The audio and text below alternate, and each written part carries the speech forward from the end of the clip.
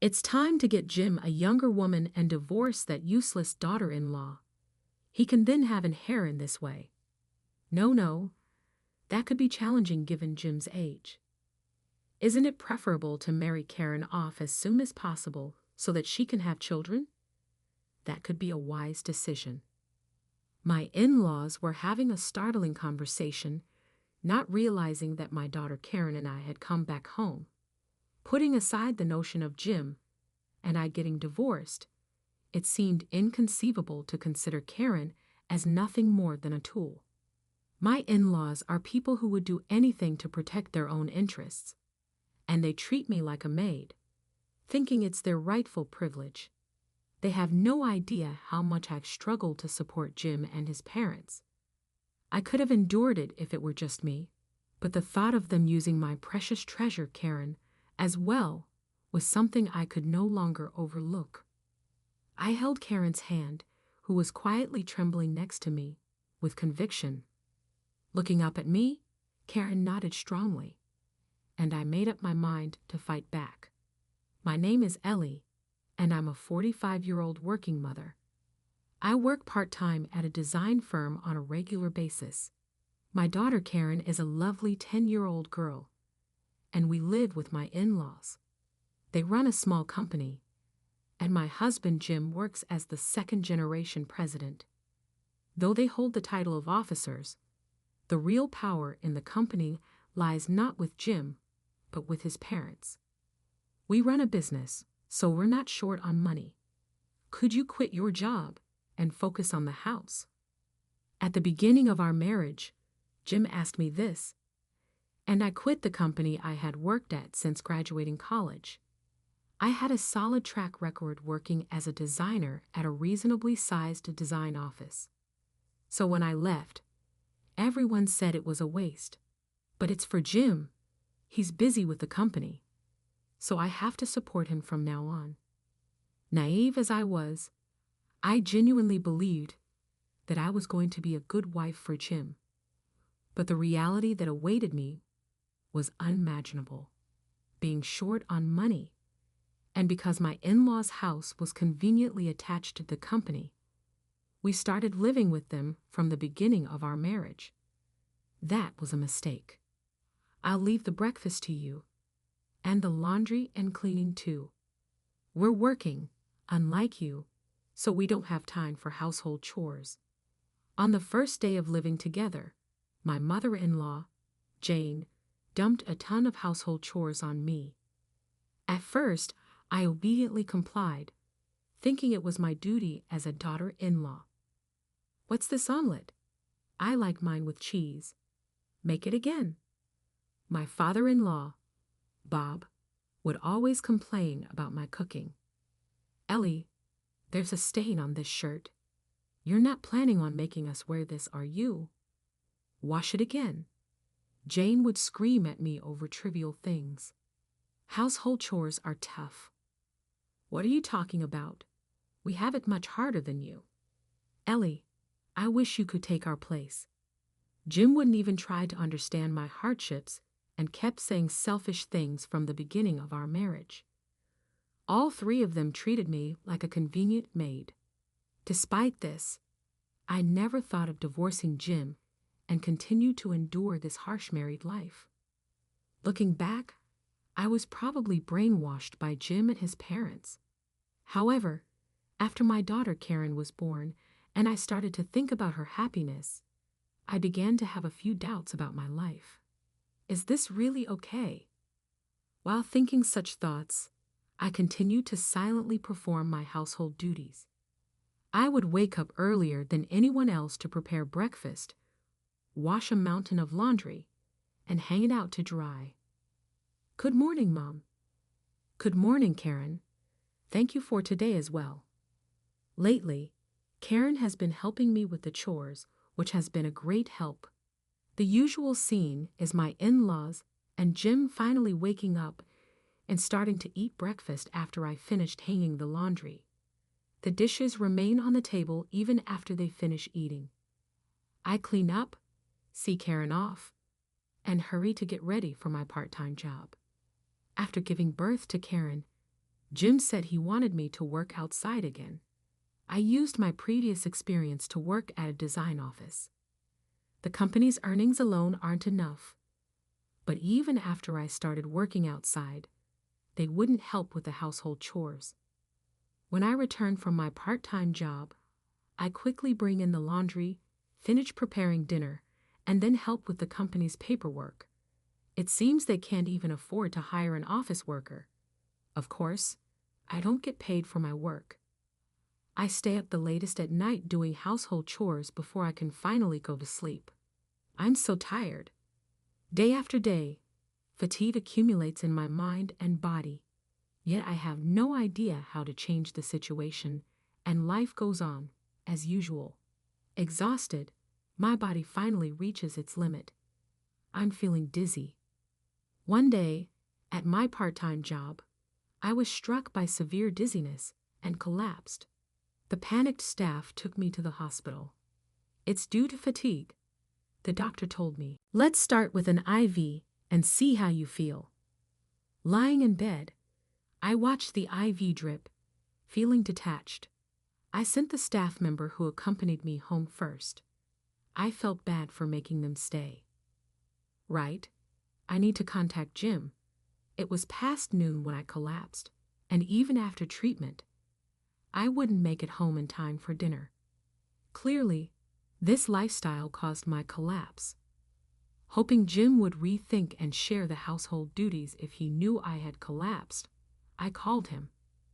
"You collapsed," Jim said. "Yeah, so can you pick me up from the hospital? And I was hoping you could prepare dinner." "Why do I have to do that? I'm swamped here, busier than a one-armed paper hanger." Stunned by his response, I fell silent. I wish I were the one collapsing. Stop causing trouble. It's probably nothing serious, right? I won't pick you up. Get home by yourself.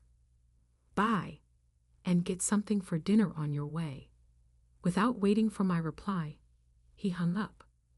After the IV, I recovered enough to walk on my own.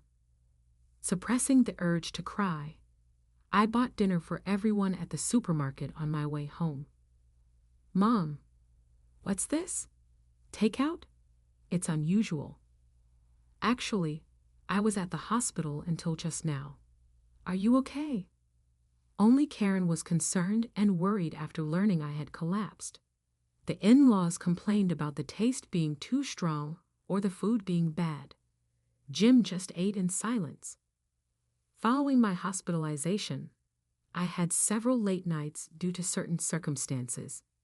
Since that day, Karen has been helping more with the chores, but I can't let her bear any more burden. I explained the situation to Jim, asking for improvements and some help with the chores. I just need a little help with the household duties. I work outside too. If things continue this way, I might collapse from fatigue again. But Jim just made an annoyed face. Karen is helping out. Isn't that enough? Karen is still a child. It's not right to leave household duties to a child. It's fine. It's like preparation for marriage. He refused to take the matter seriously, as usual. Lately, my late returns have continued. This has pushed back the time I finish chores, cutting into my sleep. Then something happened that pushed me even further. "Why are you coming home so late? You've been late recently. Are you having an affair or something?" Jane exploded with anger over my recent late nights. She ambushed me outside the house and started lecturing. "You're lacking awareness as a daughter-in-law. We're working hard while you're out playing." I wasn't out playing, and I certainly wasn't having an affair, but Jane stubbornly blamed me without listening. "You're useless for not providing a male heir, and we're still keeping you in this house. Don't you feel grateful at all?" Jane has always been obsessed with having an heir, but there's no substantial inheritance to pass down in this house. There's just a declining company that depends on my income to keep going, yet Jane constantly uses this to berate me. "Grandma, What are you doing?" If Karen hadn't come out, Jane's lecture would have continued. "Karen, go inside. I heard yelling about Mom coming home late." Grandma's lecturing is making Mom come home even later. That means dinner gets pushed back, and everyone gets hungry. Jane reluctantly went back inside after Karen's calm observation. "Thank you, Karen." "Yeah. Welcome home, Mom." Seeing her smile, I almost burst into tears. A month later, I was still coming home late. It seemed that my in-laws and Jim had gotten used to my late returns. As long as I took care of the household chores, there were no complaints and peaceful days continued. However, one day, I came home early and happened to meet Karen on her way back from school. So we walked home together. Karen, happy to be walking home with me, had a cute smile on her face.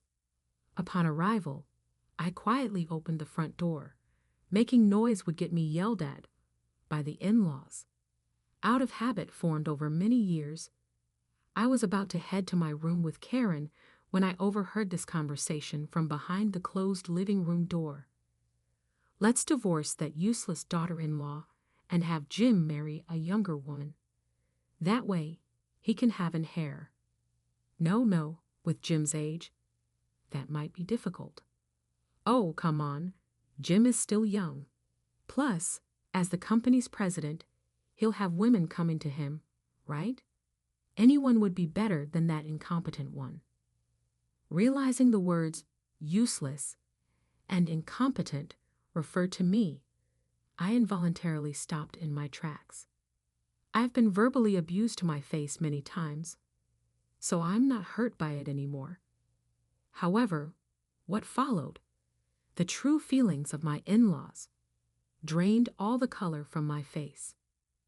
Wouldn't it be better to get Karen married off quickly and have her produce an heir? That might be a good idea. Come to think of it, my friend's son is still unmarried. Let's marry them off once he graduates high school. Bob laughed heartily, as if it were a great joke. "Hey, how old is your friend's son?" "I wouldn't want someone too much older," Jane asked. "Oh, please. He's still a young man of 30. Even if we wait for Karen to graduate high school, he'll barely be in his 30s. Marrying a teenage Karen to a man in his 30s. I felt darkness envelop me at the thought of such a vile plan. Do these two not care about forcing their granddaughter into an unwanted marriage? Probably not. They might think they love her, but ultimately, they're only concerned with themselves. Securing a male heir takes precedence over Karen's feelings. Shocked by what I had heard, I finally came back to my senses. Next to me was Karen. What must my daughter be thinking after hearing this conversation? I tentatively looked at Karen and saw her large eyes brimming with tears, her face pale as she looked at me. "Mom," her eyes pleaded, needing help. "If I leave Karen in this house, I don't know when she'll become a victim of my in-laws' schemes. Jim will definitely not help." I took a small breath and then grasped Karen's hand firmly. "It's okay, Karen. I'm going to do something, so you just need to listen to me carefully." I resolved to protect Karen at all costs. Karen nodded slightly in agreement, and so I took action. Hours later, I received a call from Jane. I was busy and couldn't pick up the phone. It wasn't until nearly 11 p.m. that things calmed down. Sighing, I finally answered the continuous calls from Jane. "What is it?" "What do you mean, what? Where have you been, and what have you been doing at this hour?" I instinctively pulled the phone away from my ear as Jane screamed in a frenzy. This reaction was within my expectations, so I responded with utmost calm. "I can't tell you the location, but don't worry, Karen is with me." "Where are you? Come back home right now." How could a daughter-in-law be so unreasonable? I sighed deeply at Jane's shouting. As if I'd tell you. Also, we won't be returning to that house. Karen and I have moved to a different place, so please take care of your own chores. What did you say? Jane's voice was louder than ever, prompting me to pull the phone away from my ear again. I wondered if making such noise might disturb the neighbors of their detached house. While I was concerned, I decided to explain things clearly to the frantic Jane in a way she could understand. Actually, I've been looking for an apartment where Karen and I could live together. I've had enough of life in that house, so when I found a good apartment, I signed the lease and started moving our belongings. That's why I've been coming home late recently. Indeed, I had been fed up with life in that house for a long time. The day I decided to leave was when I collapsed from exhaustion. If I stayed in that house, I was sure something bad would happen to me in the near future. What would become of Karen then? Thinking about this led me to the decision to leave the house to protect both Karen and myself. I immediately started looking for an apartment, signed a lease, and began preparing for our new life. As I moved our belongings, they gradually disappeared, yet neither my in-laws nor Jim noticed. It's astonishing how they truly saw me as nothing more than a convenient maid. It became clear that while they pretended to care for Karen as their granddaughter, they had absolutely no interest in our lives. That's why I had been preparing to move for some time, but the day we were supposed to leave was supposed to be a bit later. After overhearing my in-laws' conversation that day and realizing it was an emergency, I escaped from my in-laws' house with the remaining belongings. Thanks to having moved most of our things already, we could escape quickly, but if it weren't for Karen, I would have had to go back and forth several times. So we won't be returning to that house. We finished moving our belongings, so there's no need to go back. Anything left in the house is no longer needed, so feel free to dispose of it. After hearing my explanation, Jane seemed to be at a loss for words. From the other end, I could hear Bob and Jim nearby. As there was no reply, I was about to hang up when Jane suddenly screamed so loudly, I almost jumped. "Kidnapper, give back my granddaughter. You can do whatever you want. It's fine if you don't come back home. But Karen is our precious family. Give Karen back." Jane's words almost made me laugh. Precious family. How dare you say such a thing? Hand her over to people who would force her to marry someone she doesn't want and have children. I will never hand over my precious daughter to such despicable people. Jane probably didn't expect me to have overheard that conversation. I could hear her gasping for breath. Do you really need to be so obsessed with having an heir? Now that it's come to this, let me say there's nothing worth inheriting in that house. We need an heir for the company. Who would want to inherit a failing company that can't even turn a profit? It would be better if Jane and her generation just shut it down. It would reduce expenses and make their retirement more comfortable, wouldn't it? However, Jane would likely not agree to this proposal. She is absurdly attached to being the wife of a company owner. She behaves as if she's different from the other housewives in the neighborhood because of her status. Because of this attitude, she is disliked by everyone.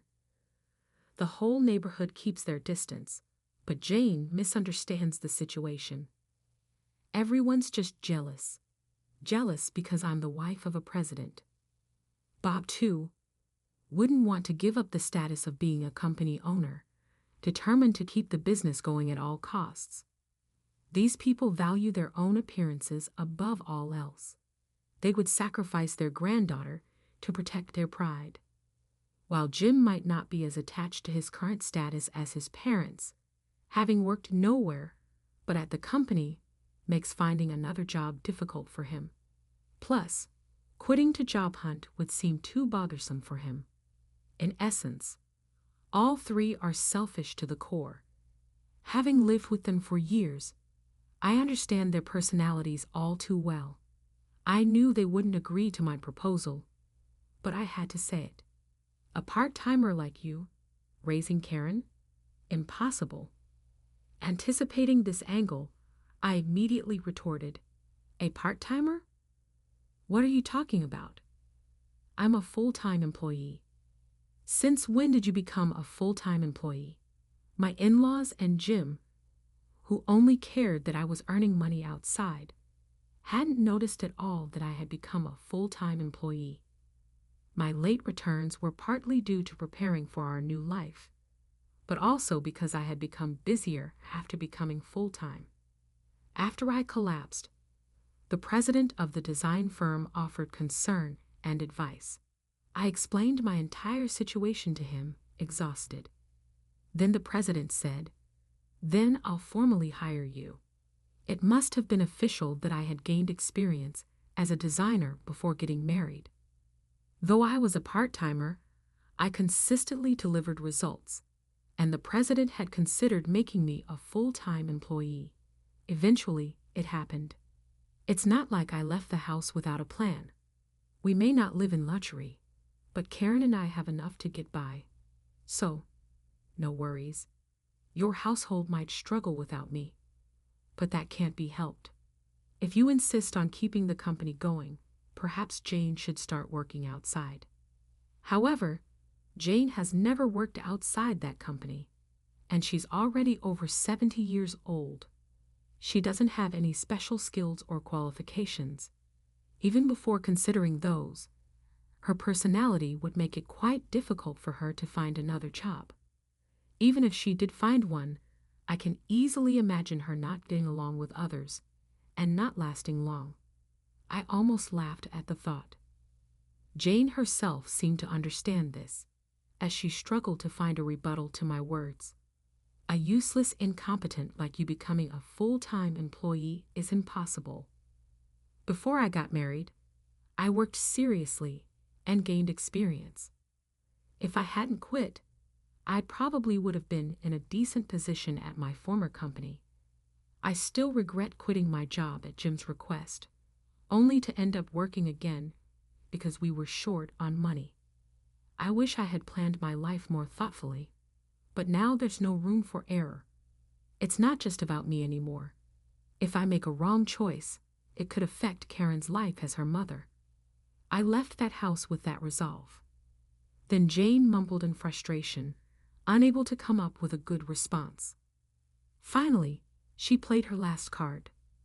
"I'll find you and bring you back. I'll use whatever means necessary, including hiring a detective.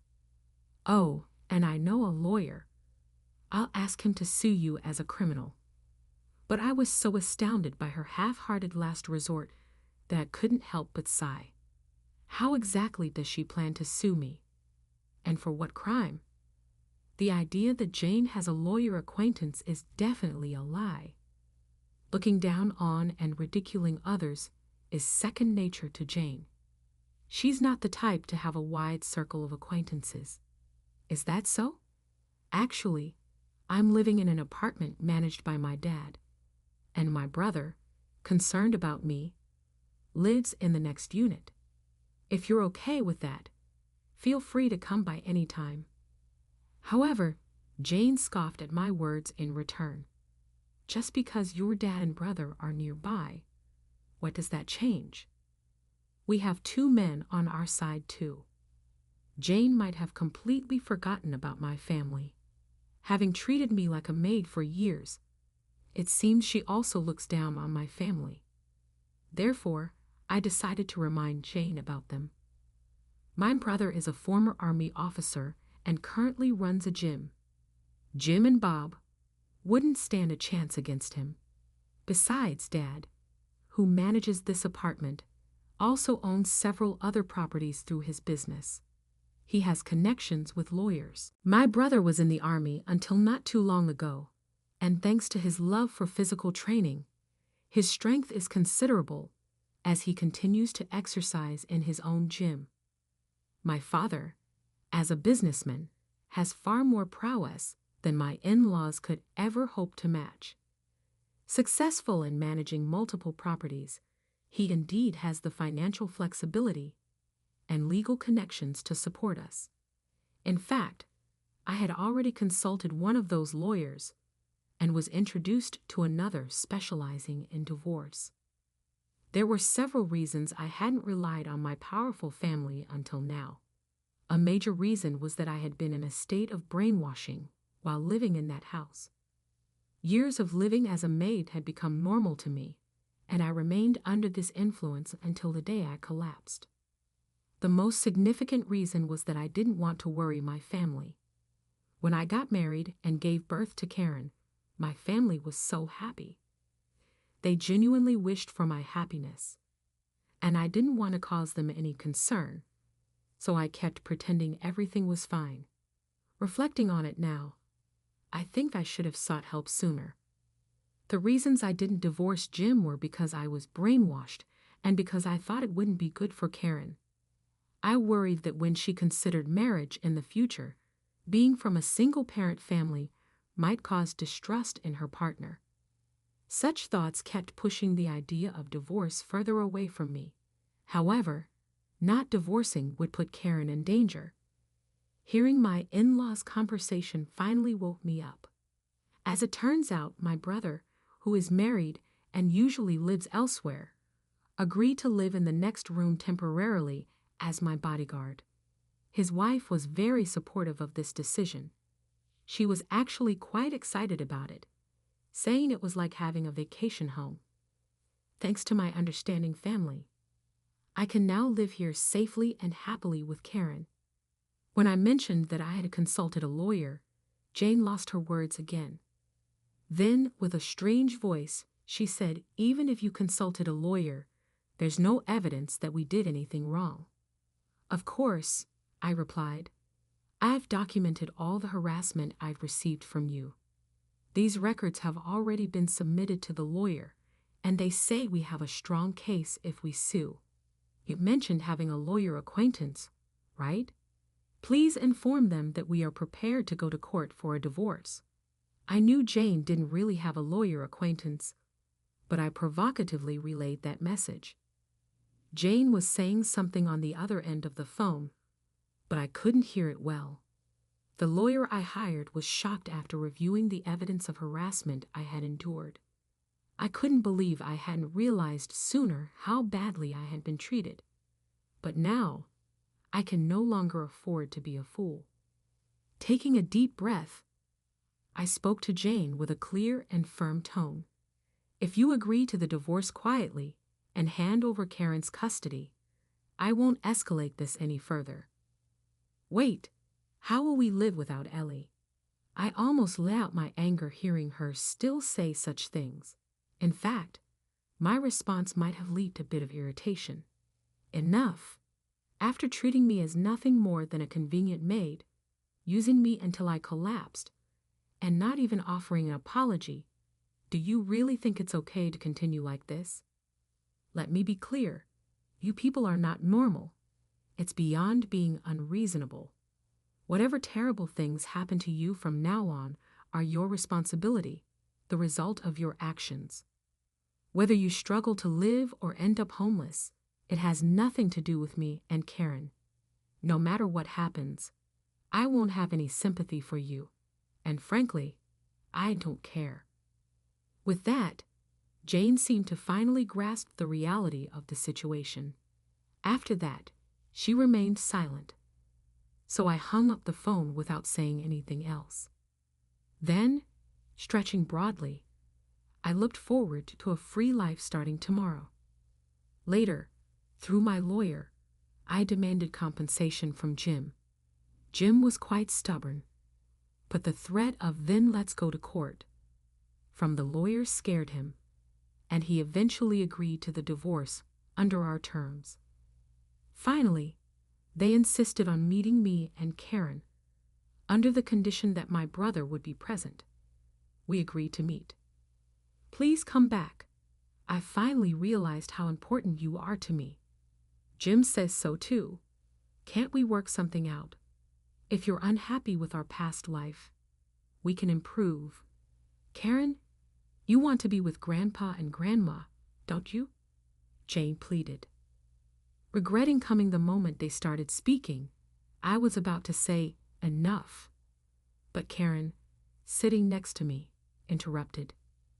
Mom and I are not coming back. How? How could you say that, Karen? Are you okay with not having a dad? Yes, I'm fine, Karen replied without hesitation. Jim let out a dumbfounded noise. Life is easier without Dad.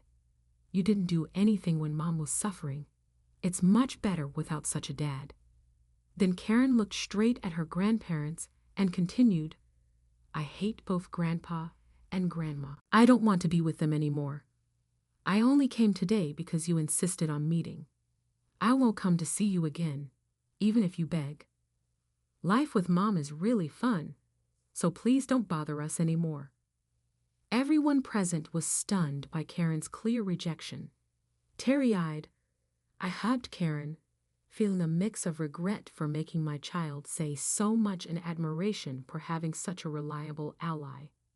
Rejected by her granddaughter, Jane collapsed in tears on the spot. Bob, too, murmured, It's a lie, unable to accept the reality before him. Jim turned pale, regretting his actions, but it was all too late. We left the three, drowning in despair, without saying a word, and walked away. Our life since then has been so filled with happiness, it's hard to compare it to our previous life. We have informed the three, through a lawyer, that they are to have no contact with us, so we should be safe now. I've been busy as an employee, but with the support of my family, I am living happily fulfilled days. Mom, are we all right now? After the divorce, Karen would frequently ask worried questions. Yes, we're okay now. I would reply with a glowing smile each time. I'm experiencing the happiest moment of my life. All of it is due to you, Karen. I'm grateful that you are my daughter. Karen gave me a firm hug in return. I pledged to preserve this priceless asset for the remainder of my life. I firmly believe in living every day to the utmost.